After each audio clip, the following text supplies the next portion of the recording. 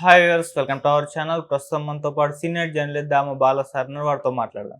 నమస్కారం సార్. నమస్తే సార్, నిన్న జగన్మోహన్ రెడ్డి గారు ప్రెస్తో మాట్లాడుతూ చంద్రబాబు నాయుడు గారి పైన తీవ్ర స్థాయిలో విరుచుకుపడ్డారు సార్. ఆయన జైల్లో పెడతాను, ఆయన మనుషులందరినీ కూడా జైల్లో పెడతాను, ఆయన తప్పుడు బీజం వేస్తున్నారు అన్నట్టుగా మాట్లాడారు. ఈ స్థాయిలో అసలు జగన్మోహన్ రెడ్డి గారు జైల్లో పెట్టిస్తాను చంద్రబాబు నాయుడు గారిని అనడం వెనుకున్న ఆంతర్యం ఏమిటి? ఈయనకు మోదీ గారి సపోర్ట్ ఏమన్నా ఉందా అన్నట్టుగా కూడా చర్చ జరుగుతూ ఉంది సార్. మరి ఎందుకు ఆయన ఈ స్థాయిలో విరుచుకుపడ్డారు? మీరేం చెప్తారు సార్? దీని వెనుక కారణం ఏంటి? నిన్న జగన్ గుంటూరు జైలుకి వెళ్ళాడు. డిస్ట్రిక్ట్ జైలు గుంటూరుకి వెళ్ళి అక్కడ నందిగం సురేష్ని పరామర్శించాడు. అంతకుముందు కూడా పిన్నెల్లిని పరామర్శించాడు. అంటే జైల్లో ఉన్న తన నాయకుల్ని పరామర్శించడం ద్వారా తాను వాళ్ళకి అండగా నిలబడతానని చెప్పుకోవడం అనేది జగన్కి ప్రధానంగా ఉన్న లక్ష్యం. సో ఇది చాలామందికి కొంత వైసీపీలో ఆల్రెడీ జగన్ పట్ల అసంతృప్తి ఉన్న నాయకత్వానికి కొంతవరకు భరోసా ఇచ్చింది. అయితే ఇంకో ప్రాబ్లం ఏంటంటే జగన్ ఇక్కడ ఉండట్లేదు. మాట్లాడితే ఆయన బెంగళూరు వెళ్ళిపోయి యలహంక ఇంట్లో ఉంటున్నాడు. సో ఇక్కడికి అప్పుడప్పుడు వస్తున్నాడు. ఇది ఒక రకంగా కన్ఫ్యూజన్ అయితే ఉంది. ఎందుకంటే మామూలుగా తను ప్రజా దర్బార్ నడుపుతాడని, తర్వాత తన ఎలక్షన్లో చనిపోయినారు కొంతమంది ఓటమి వల్ల, అలాంటి వాళ్ళని ఓదారుస్తానని, అట్లాగే తన పార్టీ కేడర్ మీద నాయకత్వం మీద దాడులు జరిగేప్పుడు వాళ్ళందరినీ తను పలకరిస్తాడని, ఇలాగా అంటే జనంలో నిరంతరం ఉంటాడు. గతంలో 2014 నుంచి 19 వరకు ఎలాగైతే జనంలో నిరంతరం ఉన్నాడు, ఇప్పుడు కూడా మళ్ళీ జగన్ నిరంతరం ఉంటాడు అనేది అనుకున్నారు. కానీ ఆ పని జగన్ చేయట్లేదు. అప్పుడప్పుడు వస్తున్నాడు, ఇక్కడేదో మీడియాతో మాట్లాడుతున్నాడు, చిన్న షో ఏదో చేస్తున్నాడు, మళ్ళీ బెంగళూరు వెళ్ళిపోతున్నాడు. ఇంకెట్లాగో ఇప్పుడు హైకోర్టు కూడా అతనికి 5 ఏళ్ల రెన్యువల్కి, పాస్పోర్ట్ రెన్యువల్కి గ్రీన్ సిగ్నల్ ఇచ్చింది. అట్లాగే అక్కడున్న ప్రజాప్రతినిధుల కోర్టు కూడా 20,000 పూచీకత్తు ఇస్తే నో అబ్జెక్షన్ ఇస్తాను అని చెప్పింది. కాబట్టి ఆ ప్రాసెస్ కంప్లీట్ అవుతుంది.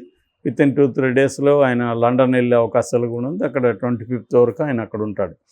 ఏదేమైనా దాని ఏమంటారు, ఒక రకమైన ఆశ నిరాశలు అంటారు కదా, అలాగా అంటే పాజిటివ్ నెగిటివ్ రెండు జగన్ పని విధానంలో వాళ్ళ నాయకులకి తెలుస్తుంది.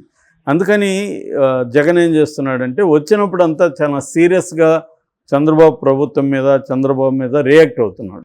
సో అలా రియాక్ట్ అవ్వడం ద్వారా తన కేడర్కి, తన నాయకత్వానికి సిగ్నల్స్ పంపాలి. నేను అఫెన్సివ్ మోడ్లోనే ఉన్నాను, ఫైట్ చేస్తాను అన్న ఇది వాళ్ళకి పంపించాలి. రెండోది మీకు అండగా ఉంటాను అనేది కూడా ఆయన ఓపెన్గానే చెప్తున్నాడు.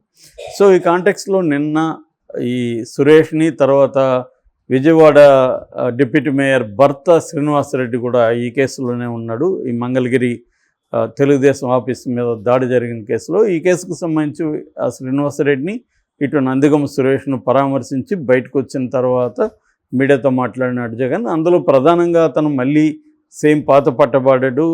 విజయవాడ వరదలకి చంద్రబాబు ప్రధాన కారణం, బుడమేరుని ముందుగా పట్టించుకోలేదు, దాంట్లో ఇంత వరద వస్తూ ఉన్నా, ఇంత క్యూసెక్లు వస్తున్నా పైన ఫ్లడ్ క్వశ్చన్ ఏర్పాటు చేయడంలో ఫెయిల్ అయ్యాడు. తర్వాత తన ఇంటిని కాపాడుకోవడానికి ఆ లాకులు ఎత్తేయడం అనేది చేయడం వల్ల కూడా వరద వచ్చింది. తర్వాత 28వ తేదీ సిగ్నల్స్ ఐఎండి ఇచ్చినా కూడా చేయలేదు. సో చంద్రబాబే వరదలకు కారణం అనేది మరొకసారి ఆయన చెప్పాడు. దానివల్ల చంద్రబాబుని క్రిమినల్ నెగ్లిజెన్స్ కింద కేసు పెట్టాలి, ఎందుకంటే చంద్రబాబు నెగ్లిజెన్స్ వల్ల 60 మంది దాకా చనిపోయారు అనేది కూడా అన్నాడు. ఇది వరదలకు సంబంధించి.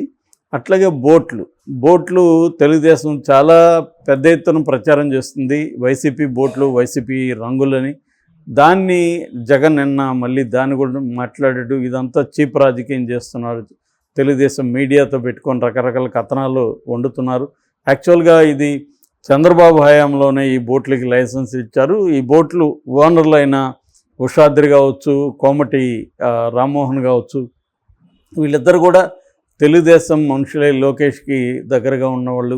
కోమటి జయరాం అన్న కొడుకే కోమటి రామ్మోహన్, వాళ్ళది ఇది. పైగా ఈ జూన్లో ఎన్నికల రిజల్ట్ వచ్చిన తర్వాత చంద్రబాబు సక్సెస్ని సెలబ్రేట్ చేసుకుంటూ బోటు ర్యాలీ కూడా జరిగింది. ఆ బోట్ ర్యాలీలో కూడా ఈ 2 బోట్లు కూడా ఉన్నాయని ఆ వీడియో కూడా నేను రిలీజ్ చేశారు. ఆ విషయం కూడా జగన్ చెప్పాడు. సో ఈ కాంటెక్స్ట్లో జగన్ తన అంటే వరదలు, ప్రజల సమస్యల్ని పట్టించుకోకుండా చంద్రబాబు దాడులు చేస్తున్నాడు, రెడ్ బుక్ రాజ్యాంగం జరుగుతుంది. రెడ్ బుక్ ఏముంది, ఎవడైనా పెట్టుకోవచ్చు, అది పెద్ద విషయం కాదు. సో ఇది కానీ చేస్తే మేము వస్తే మిమ్మల్ని అందరిని కూడా ఇదే జైల్లో పెడతాము అని మళ్ళీ తీవ్రంగా హెచ్చరించాడు చంద్రబాబుని. ముఖ్యంగా అంటే చంద్రబాబుని, తెలుగుదేశం వాడిని ఇదే జైల్లో మేము పెడతాము, ఎందుకంటే మా వాళ్ళని మీరు అనవసరంగా వాళ్ళు పార్టిసిపేట్ చేయలేదేం లేదు. పటాభి వ్యాఖ్యలకు నిరసనగా తెలుగుదేశం ఆఫీస్ దగ్గర పోయి ధర్నా చేశారు, అక్కడ ఘర్షణ జరిగింది, అంత తప్ప వీళ్ళు దాడి చేయలేదు.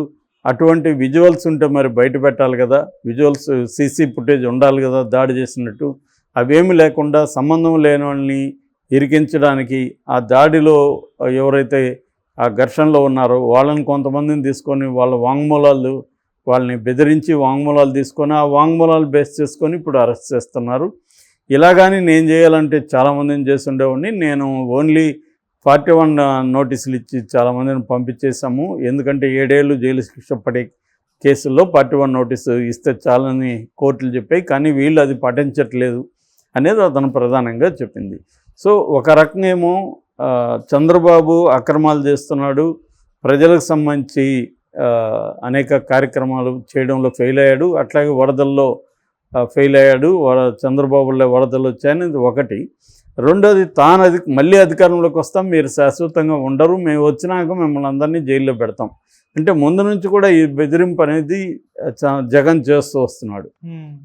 ఎందుకంటే కనీసం చంద్రబాబుని, లోకేష్ వీళ్ళ దూకుడిని ఆపాలంటే మళ్ళీ మేము వస్తే మీకు ఇదే గతి పడుతుంది, కాబట్టి మీరు చూసి వెళ్ళండి అని చెప్పడం.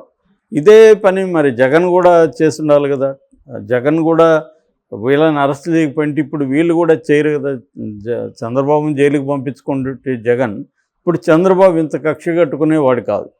సో ఇదేంటంటే విషయస్ సర్కిల్. ఇప్పుడు జగన్ చేసిన దానికి మళ్ళీ జగన్ ఇదేంటంటే అంతకుముందు మమ్మల్ని చేశారు, 2014 నుంచి 19 వరకు మా కేడర్ని, మా నాయకుల్ని కేసులు పెట్టారు, దాడులు చేశారు, కాబట్టి మేము వచ్చినాక మేము చేసామంటారు, మంచిదే. మళ్ళీ ఇప్పుడు వీళ్ళు చేస్తారు.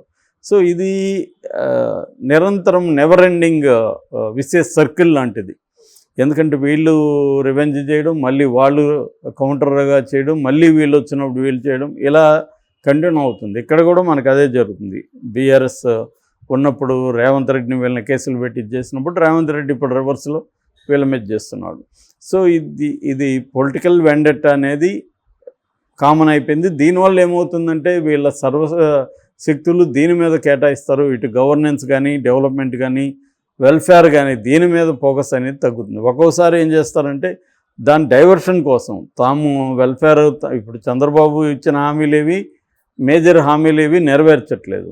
సో ఈ లోపల వరదలు వచ్చాయి, దీన్ని వరదల్లో కూడా ఆయన ఫెయిల్యూరు ఆయనే ఒప్పుకున్నాడు, 20% కూడా రిలీఫ్ వచ్చి ఇవ్వలేకపోయామని. సో దీనివల్ల డైవర్షన్ కోసం కూడా ఏం చేస్తారంటే జగన్ మీద ఏదో ఒక కుట్ర కోణం తీసుకొచ్చి జగన్ ఇచ్చేశాడు, ఆ బోట్లను 40 టన్నుల బోట్లను పంపించారు, సో ఇదొక కుట్ర కోణం అన్నట్టు దాని మీద చర్చ నడుస్తూ ఉంటుంది. సో ఇదే గత 10 ఏళ్ల నుంచి ఆంధ్రప్రదేశ్లో పరస్పరం నిందలు, పరస్పరం కుట్రలు ఇవే జరుగుతుంది తప్ప ఇద్దరు కూడా, ప్రతిపక్షమైనా అధికార పక్షమైనా, ప్రజల కేంద్రంగా రాజకీయాలను నడుపుదాము అన్న ఆలోచన ఇద్దరికీ లేదు. ఇద్దరు కూడా ఒకరి మీద ఒకరు రివెంజ్ తీర్చుకోవడం అన్న కోణమే కనబడుతుంది. ఈ యాంగిల్లో జగన్ రెచ్చిపోతున్నాడు. ఇప్పుడు జగన్ రెచ్చిపోవడానికి కారణం ఏంటి అన్న చర్చ నడుస్తుంది. ఎందుకంటే జగన్కి ఇంత ధైర్యం ఎక్కడి నుంచి వచ్చింది? ఆల్రెడీ జగన్ మీద 20 కేసులు ఉన్నాయి, సిబిఐ, ఈడీ కేసు ఉంది. మోడీ కానీ ఎప్పుడు అనుకున్నా కూడా దాంట్లో బెయిల్ క్యాన్సిల్ అయ్యి జగన్ జైలుకి పోతాడు. సో మోడీ ఎందుకు ఇప్పటికి కూడా జగన్ని సేవ్ చేస్తున్నాడు? ఒక పక్క చంద్రబాబు మద్దతు లేకపోతే మోడీ ప్రభుత్వం కూలిపోతుంది. ఎందుకంటే ఆల్రెడీ నితీష్ కుమార్ ఊడిపోతాడేమన్న భయం కూడా స్టార్ట్ అయింది.